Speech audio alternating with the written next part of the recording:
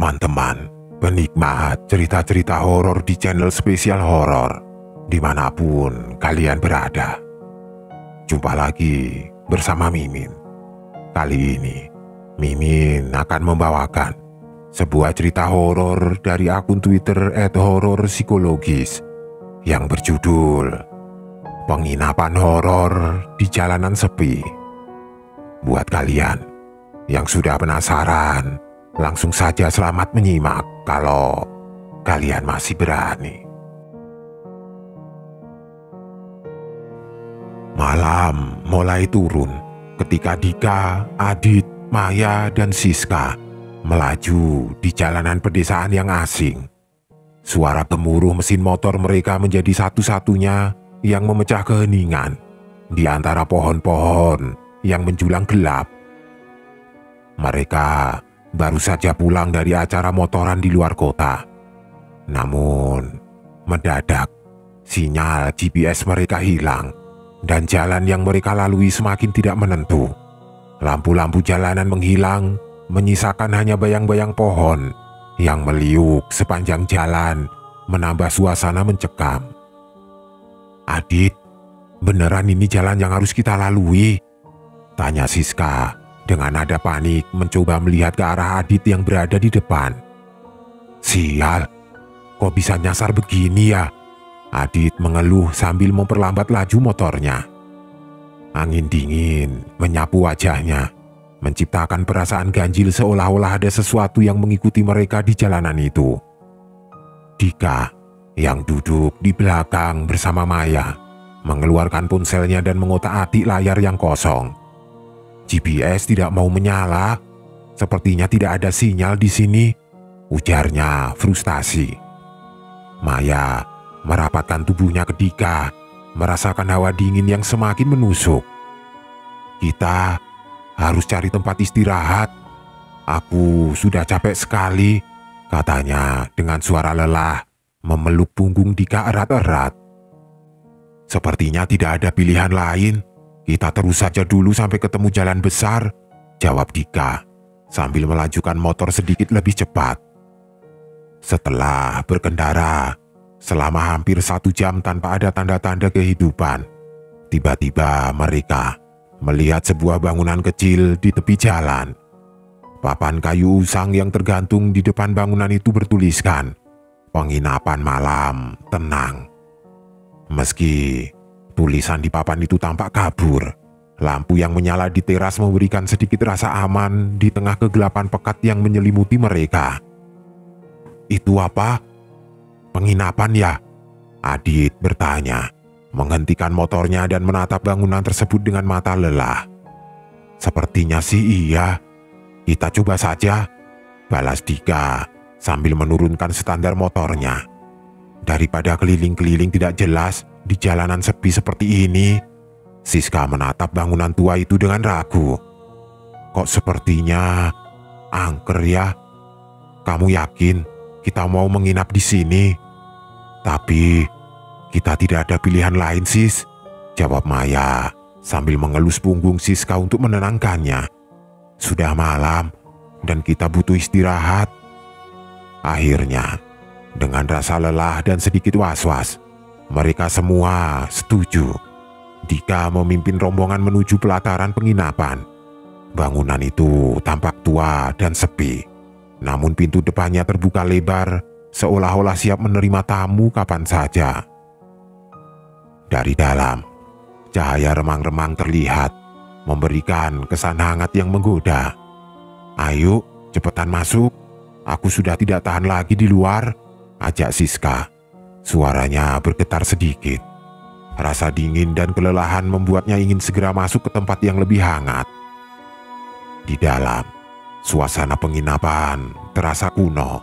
Meja resepsionis kayu dengan ukiran-ukiran tua, kursi rotan yang sudah lusuh, dan dinding yang dipenuhi lukisan-lukisan tua yang tampak usang. Di belakang meja resepsionis, seorang wanita tua berdiri mengenakan baju tradisional dengan senyum tipis di wajahnya. Matanya tajam, penuh rahasia, menatap mereka dengan pandangan yang sulit diartikan. "Selamat datang anak-anak," ucap wanita tua itu dengan suara lembut tapi sedikit menyeramkan. "Kalian datang tepat waktu.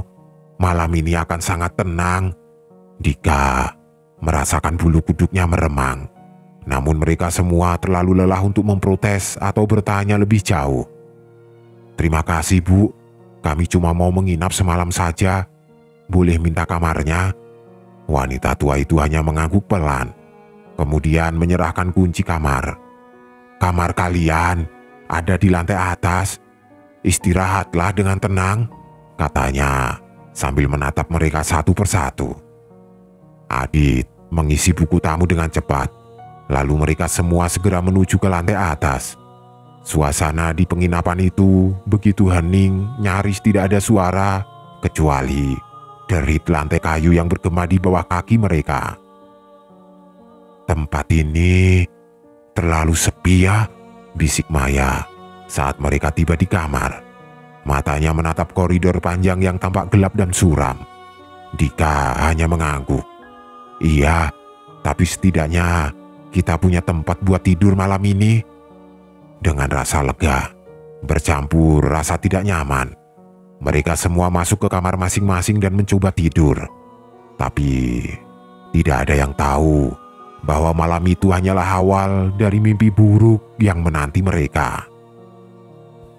Di dalam kamar yang remang-remang, Dika dan Maya duduk di atas ranjang. Keduanya terdiam, berusaha mengabaikan perasaan tidak nyaman yang menyelimuti mereka. Kamar itu memang tampak bersih, tapi ada sesuatu yang aneh. Udara terasa berat dan pengap, seolah-olah ada tekanan tidak terlihat yang menekan mereka dari segala arah. Jendela kamar tidak bisa dibuka meskipun mereka sudah mencoba berkali-kali. "Mengapa jendela ini tidak bisa dibuka sih? Padahal tadi aku yakin tidak ada yang salah," gumam Dika sambil menarik pegangan jendela dengan tenaga lebih besar. Maya duduk di pojok tempat tidur, memeluk bantal erat-erat. "Aku tidak enak dengan tempat ini, Dik," bisiknya. Suaranya bergetar. "Rasanya seperti ada yang mengawasi kita." Dika menoleh ke arah Maya. Matanya juga menyiratkan rasa cemas yang sama. "Iya, aku juga merasa aneh," dia mengakui sambil berjalan ke tempat tidur dan duduk di samping Maya. "Tapi coba tidur saja ya. Besok pagi kita langsung cabut dari sini." Maya mengangguk pelan, meskipun hatinya masih diliputi kegelisahan. Mereka berdua berbaring di atas kasur yang terasa keras, mencoba memejamkan mata, namun tidur tidak kunjung datang. Keheningan di kamar itu terlalu tegang. Setiap detik seolah berjalan lebih lambat dari biasanya. Beberapa menit berlalu, dan Dika yang hampir terlelap tiba-tiba mendengar suara langkah kaki samar dari lorong di luar kamar mereka. Langkah-langkah itu terdengar pelan, teratur, dan menghantui, seperti ada seseorang yang berjalan bolak-balik dengan sengaja. Dia membuka matanya perlahan dan menajamkan pendengaran. Langkah itu berhenti tepat di depan pintu kamar mereka. "Maya, Maya," bisik Dika sambil mengguncang bahu Maya yang setengah tertidur. "Kamu dengar atau tidak?" Maya membuka matanya dengan takut-takut. "Dengar apa?" jawabnya dengan suara pelan. "Coba dengarkan," kata Dika sambil menahan nafas. Sejenak keheningan menguasai ruangan, tapi tidak lama kemudian suara langkah itu terdengar lagi.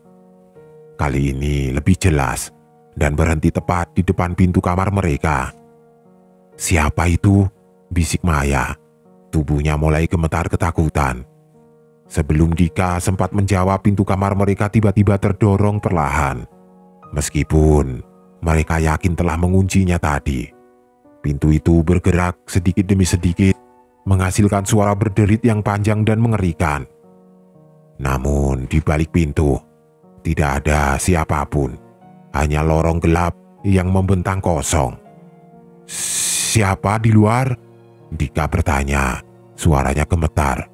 Tidak ada jawaban. Keheningan kembali menyelimuti kamar, tapi ketegangan di udara semakin terasa. Ini tidak mungkin, Maya berbisik panik. Pintu itu tadi sudah kita kunci kan? Dika bangkit dari tempat tidur mencoba mendekati pintu. Namun saat langkahnya mendekat, terdengar jeritan dari kamar sebelah. Jeritan itu adalah suara Siska. Tanpa pikir panjang, Dika dan Maya langsung berlari keluar kamar menuju sumber suara. Mereka menemukan Siska dan Adit berdiri di lorong, wajah mereka pucat pasi. Siska gemetar ketakutan, matanya berair. "Ada yang masuk ke kamar kita!" teriak Siska panik. Suaranya pecah. "Aku lihat bayangan hitam itu. Dia masuk terus hilang begitu saja." "Apa?" Maya ternganga, tidak percaya. "Kamu yakin?"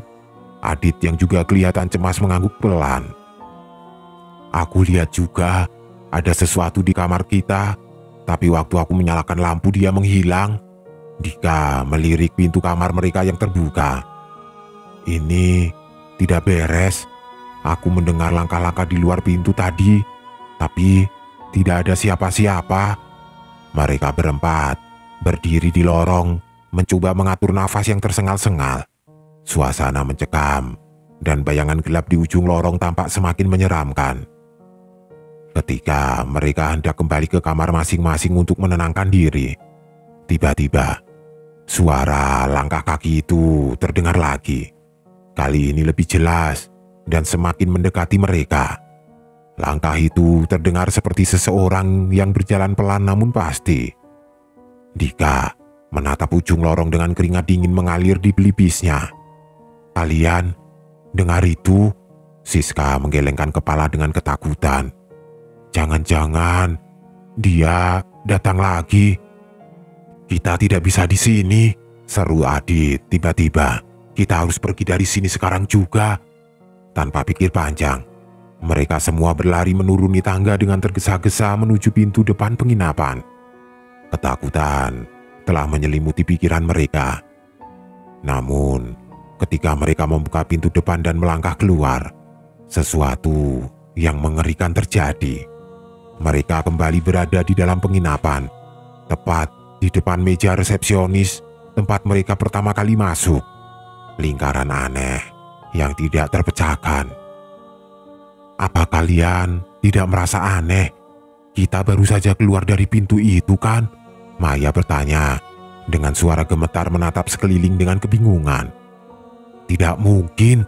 Dika menepuk-nepuk wajahnya sendiri berharap ini semua hanya mimpi buruk. "Kita baru saja keluar." Sebelum mereka bisa mencerna apa yang terjadi, wanita tua yang tadi menyambut mereka berdiri di belakang meja resepsionis lagi. Senyum di wajahnya semakin lebar. Matanya menatap mereka dengan pandangan yang membuat bulu kuduk merinding. "Kalian tidak akan bisa pergi," ucapnya dengan suara dingin. Tidak tanpa membayar harga. Setelah kegagalan mereka untuk melarikan diri, suasana penginapan semakin mencekam. 4 sekawan itu merasa seolah-olah terjebak dalam lingkaran waktu yang tidak bisa dipecahkan.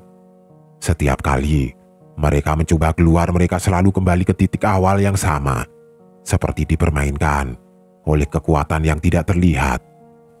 Di ruang tamu yang sunyi, Dika, Adit, Maya, dan Siska duduk dengan pikiran yang kacau. Seolah-olah penginapan ini semakin menyempit, membuat nafas mereka terasa lebih berat. Di sekeliling mereka, penginapan itu mulai terasa semakin asing, seolah-olah ruangan-ruangan di dalamnya berubah bentuk tanpa mereka sadari. Suara langkah kaki samar terdengar dari lantai atas berulang-ulang. Mereka sudah mencoba mencari sumber suara itu, tetapi hasilnya nihil, tidak ada siapapun di sana. "Sepertinya kita bukan satu-satunya tamu di sini." Adit membuka pembicaraan dengan suara pelan. Matanya tidak lepas dari langit-langit di atas mereka. Maya menggigit bibirnya. Matanya melebar, karena ketakutan yang sudah lama tidak pernah dirasakannya. "Kamu lihat siapa tadi, Dit? Maksudku, bayangan itu, apa mungkin ada orang lain di sini?" Siska, yang masih terlihat ketakutan sejak peristiwa di kamar tadi, hanya menggelengkan kepala dengan lemah. "Aku tidak yakin, tapi aku jelas melihat bayangan itu masuk ke kamar. Lalu dia hilang begitu saja. Aku tidak melihat jelas siapa orangnya. Rasanya tidak seperti orang biasa." Dika menghela nafas berat, mencoba meredam kegelisahannya. "Ini tidak masuk akal. Setiap kali kita coba keluar, kita malah balik lagi ke tempat yang sama. Seolah-olah penginapan ini tidak mau kita pergi." Keheningan sesaat menyelimuti mereka. Tidak ada yang berani bersuara karena mereka tahu, tidak peduli seberapa keras mereka mencoba, penginapan ini seperti memiliki kendali penuh atas waktu dan ruang. Tiba-tiba angin dingin bertiup dari arah lorong, menyelusup melalui celah-celah pintu. Angin itu membawa serta bisikan-bisikan halus yang tidak bisa mereka pahami, seperti suara banyak orang berbicara dalam bahasa yang asing. Maya mencengkeram lengan Dika lebih erat. Tubuhnya gemetar. Adit dan Siska saling bertatapan dengan ngeri, merasakan ada sesuatu yang semakin mendekat. "Kita tidak bisa tinggal di sini. Ada sesuatu yang salah dengan tempat ini," ujar Dika tegas, mencoba tetap berpikir logis di tengah kepanikan yang melanda. "Aku tidak tahu bagaimana, tapi kita harus mencari jalan keluar." Sebelum mereka sempat merencanakan langkah berikutnya, wanita tua yang selalu berada di balik meja resepsionis itu tiba-tiba muncul lagi. Kali ini, tatapannya jauh lebih intens, seolah-olah dia tahu betul apa yang sedang mereka rasakan. "Penginapan ini punya aturan, anak-anak," ucapnya dengan suara dingin. "Tidak ada yang bisa pergi sampai waktunya tiba." Adit, yang sudah mulai putus asa dan marah, berdiri mendekat ke meja resepsionis. Wajahnya memerah karena campuran emosi takut dan frustasi. "Apa maksudmu? Apa yang kamu sembunyikan dari kami?" tuntutnya dengan nada keras, meskipun hatinya sendiri diliputi kecemasan. Wanita tua itu hanya tersenyum kecil, tawa pelannya semakin menambah suasana misteri. "Penginapan ini tidak pernah kosong," katanya dengan tenang. "Tamu-tamu selalu ada. Mereka hanya tidak selalu terlihat." Mata Dika, Maya, Adit, dan Siska menatap tajam ke arah wanita tua itu. Tetapi mereka tidak bisa menemukan jawaban yang pasti dari ekspresinya. Saat bisikan yang tidak mereka mengerti tadi semakin keras, Siska menutup telinganya, berusaha menghentikan suara-suara itu dari menghantui pikirannya. "Apa maksudnya tamu-tamu yang tidak terlihat?" bisik Maya dengan ketakutan.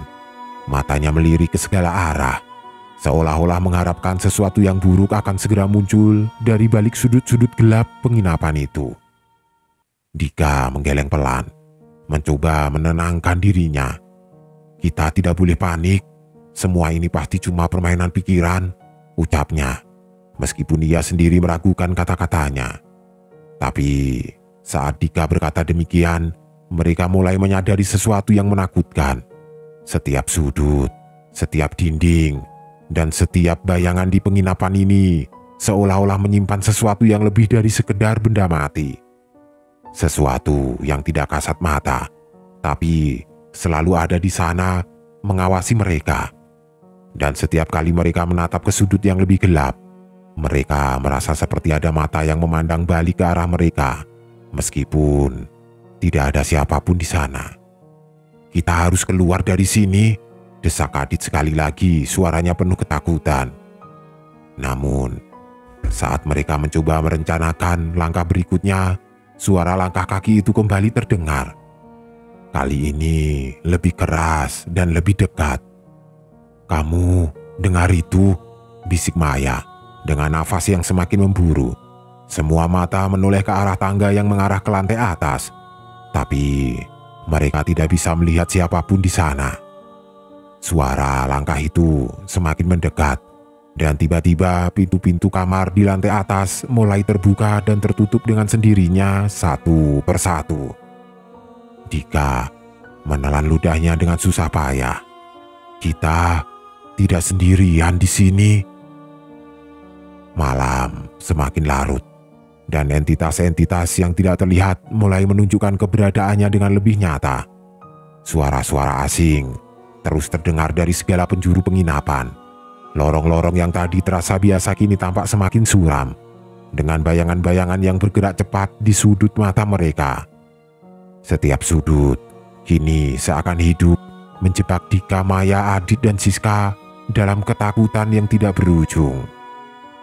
Di kamar mereka masing-masing, keempat sekawan itu tidak bisa lagi tidur. Maya duduk di sudut ranjang, tubuhnya gemetar. "Dika, aku merasa ada yang memperhatikan kita setiap saat," bisiknya pelan, memeluk lututnya erat-erat. Matanya berkeliling, seolah mencari sesuatu yang tidak bisa dilihat. Dika mencoba tetap tenang meskipun hatinya juga dipenuhi kecemasan yang sama. Ia mendekati Maya, duduk di sampingnya, dan menariknya dalam pelukan. "Kita akan keluar dari sini. Aku janji, Maya, apapun yang terjadi, kita tidak akan tinggal di sini lebih lama." Namun dalam hati, Dika tahu janji itu semakin sulit diwujudkan. Penginapan ini tidak seperti tempat lain yang pernah mereka singgahi. Setiap upaya mereka untuk keluar hanya membuat mereka kembali ke titik awal. Dan sekarang, tempat ini seolah memiliki kehendak sendiri. Di ruangan lain, Adit berbaring dengan gelisah di tempat tidur. Matanya tidak lepas dari langit-langit kamar, mengamati bayangan-bayangan yang tampak bergerak mengikuti setiap gerakannya. "Siska," panggilnya pelan. "Kamu juga merasa aneh tidak? Seperti ada sesuatu yang hilang." Siska yang duduk di tepi ranjangnya mengangguk pelan. "Aku tadi coba cari kalung pemberian mama, tapi hilang. Padahal aku yakin tadi masih ada di leherku," jawabnya dengan nada cemas. Dia meraba-raba lehernya mencari keberadaan kalung itu, tetapi tetap tidak menemukannya. "Kamu yakin kalung itu tidak jatuh di luar atau waktu kita lari tadi?" tanya Adit. Meskipun dia sendiri tahu bahwa situasi ini jauh lebih aneh dari sekedar kehilangan barang. "Yakin, aku tidak pernah melepaskan kalung ini, Dit. Dan sekarang, entah kenapa bisa hilang begitu saja." Siska mulai menangis pelan. Tangannya bergetar. "Aku merasa kita sudah terjebak di sini. Kita tidak bisa kabur, apapun yang kita lakukan. Kita harus bisa keluar dari sini," desak Adit, mencoba tetap rasional. Tapi di wajahnya tersirat kebingungan yang mendalam. Segala usaha mereka untuk membuka pintu mencari jalan keluar semuanya sia-sia. "Tidak mungkin kita selamanya terjebak di tempat ini," ucap Adit. Lebih pada dirinya sendiri mencoba menenangkan pikirannya yang mulai terpecah oleh ketakutan. Namun, kenyataan semakin memburuk. Semua pintu yang mereka coba buka selalu mengarah kembali ke dalam penginapan. Seolah-olah lorong-lorong itu berubah bentuk mempermainkan mereka. Dan semakin lama, lorong-lorong itu terasa semakin panjang dan tidak berujung, membuat mereka terjebak dalam siklus kebingungan. Di kamar, Maya mulai merasakan kehadiran sesuatu yang lebih kuat. Udara di sekeliling mereka semakin dingin dan bayangan di luar jendela tampak bergerak. Meskipun jendela itu tidak pernah bisa dibuka. "Dika, lihat di luar, ada yang bergerak," serunya menggenggam lengan Dika erat-erat. Dika menoleh dengan cepat namun hanya mendapati kegelapan.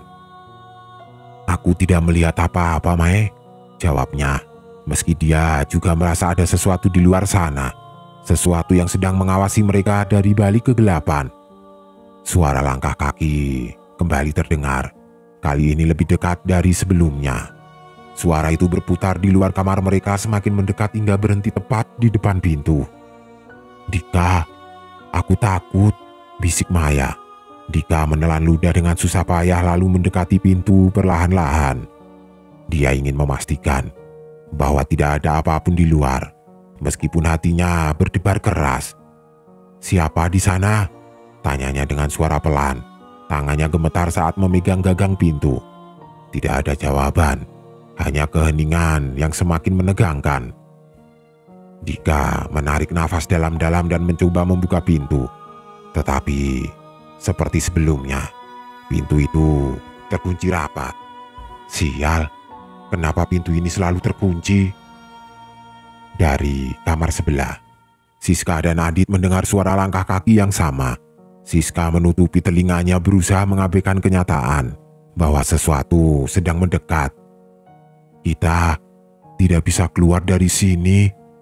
Kita terjebak di sini selamanya," bisiknya di sela-sela tangisnya. Adit mendekati Siska berusaha menenangkannya. "Hei, kita pasti bisa keluar. Kita belum mencoba semua cara. Jangan menyerah dulu," ucapnya. Meskipun dalam hati, dia mulai meragukan ucapannya sendiri. Namun, semakin mereka mencoba untuk tetap tenang, semakin jelas bahwa penginapan ini menginginkan sesuatu dari mereka. Barang-barang pribadi mereka mulai hilang satu persatu. Mulai dari ponsel, dompet, hingga jaket yang mereka bawa saat pertama kali masuk.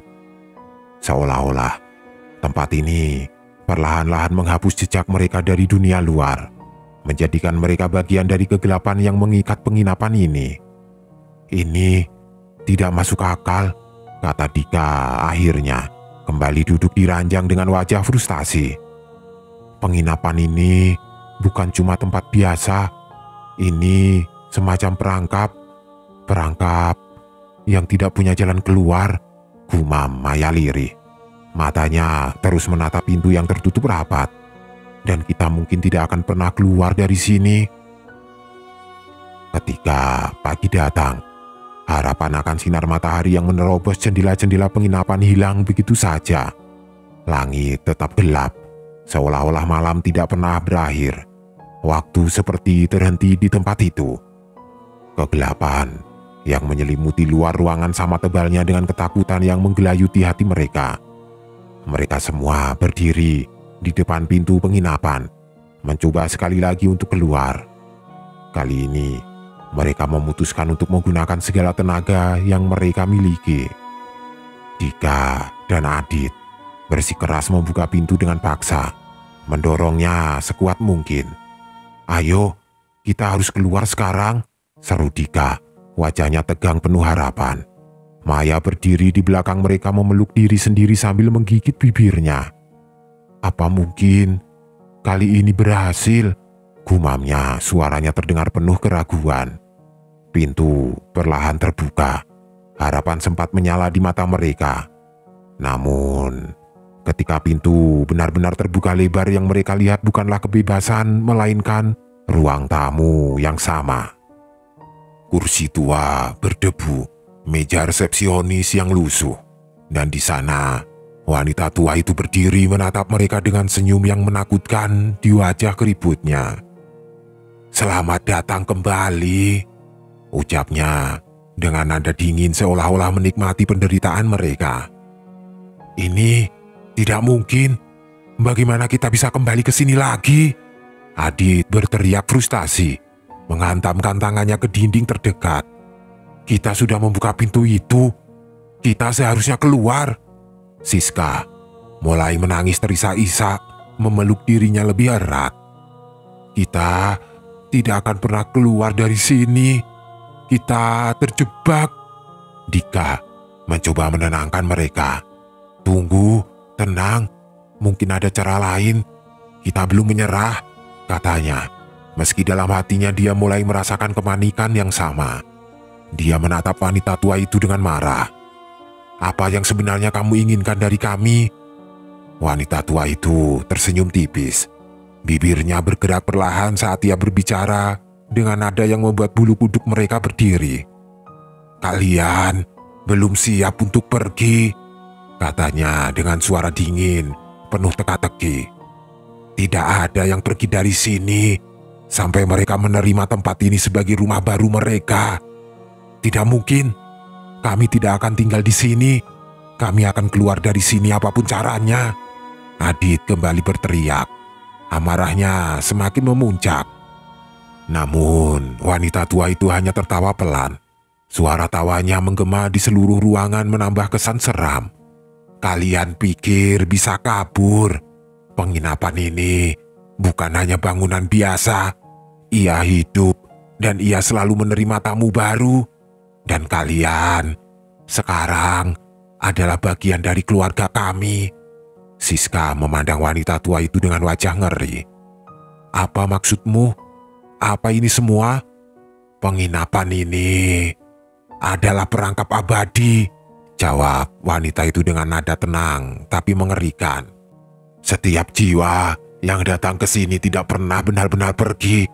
Mereka yang tidak terlihat di sekitar kalian adalah tamu-tamu sebelumnya yang seperti kalian mencoba melarikan diri. Sekarang mereka hanyalah bayangan-bayangan yang mengawasi, menunggu giliran mereka untuk pergi. Tapi tidak seorang pun bisa benar-benar pergi. Maya mundur beberapa langkah, wajahnya pucat pasi. Jadi, ini artinya kita akan terjebak di sini selamanya. Wanita tua itu mengangguk dengan tatapan penuh kepuasan. Iya, kalian sudah menjadi bagian dari kami sekarang. Setiap usaha untuk pergi hanya akan membawa kalian kembali ke tempat ini. Tidak ada yang bisa mengalahkan penginapan ini. Kalian adalah tamu abadi. Dika merasa lututnya melemas mendengar kata-kata itu. Ia menyeka keringat dingin dari dahinya dan memandang Adit yang kini berdiri dengan pandangan kosong. Adit, kita tidak boleh menyerah. Pasti ada jalan keluar. Kita cuma belum menemukannya. Adit menggelengkan kepala, frustasi. Kita sudah mencoba semua cara. Semua pintu mengarah kembali ke tempat ini. Ini tidak masuk akal. Wanita tua itu berbalik, menghilang di balik meja resepsionis, meninggalkan mereka dalam keheningan yang membekukan. Dika memandang sekeliling, mencoba mencari tanda-tanda apapun yang mungkin bisa menjadi petunjuk. Tapi ruangan itu tetap sunyi, hanya dihantui oleh keputusasaan. Jadi, apa yang akan kita lakukan sekarang? Tanya Maya dengan suara parau, memandang ke arah Dika seolah-olah dia mengharapkan jawaban. Namun, Dika tidak punya jawaban. Ia hanya bisa berdiri di sana merasakan beban situasi yang mereka hadapi semakin menekan. Siska masih menangis, berbisik. Aku cuma mau pulang. Aku tidak mau di sini. Kita semua mau pulang, sis. Dika mendekatinya dan mencoba menenangkannya. Tapi kita harus kuat. Kita harus mencari jalan lain. Namun dalam hati, Dika dan yang lainnya tahu bahwa harapan untuk keluar semakin tipis. Setiap usaha yang mereka lakukan hanya mengembalikan mereka ke tempat yang sama. Penginapan ini bukanlah tempat biasa. Itu adalah perangkap, sebuah siklus tanpa akhir yang memerangkap jiwa-jiwa yang masuk ke dalamnya. Dan dalam keheningan malam yang abadi, mereka menyadari bahwa mereka telah menjadi bagian dari tamu-tamu penginapan yang tidak pernah pergi. Selamanya terjebak dalam lingkaran horor, di mana cahaya tidak pernah datang dan waktu berhenti berjalan.